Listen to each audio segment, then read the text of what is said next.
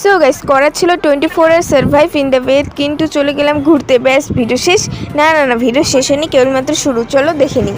Hello everyone, welcome back to my channel. আমি হলাম জ্যোতিকা, তোমরা দেখতেছো অনলিমিট জ্যোতিকা। তো আজকের ভিডিও হচ্ছে আজকে আমরা যাবো আমবাড়ি ঘুরতে। তো যাই না ওখানে কী কী করবো ওগুলোই তোমাদের সাথে শেয়ার করবো। চলো দেখে নিই আজকে আমরা কী কী করলাম।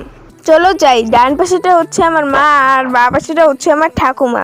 তো আমার মা ঠাকুমা আর আমি চলে যাই বেড়াতে আমার ঠাকুমার বোনের বাড়ি, মানে আমারও ঠাকুমার বাড়ি। তো ওখান থেকে আমি আইসক্রিম কিনে নিই, আমার মা ঠাকুমা চলে যায় বাড়িতে।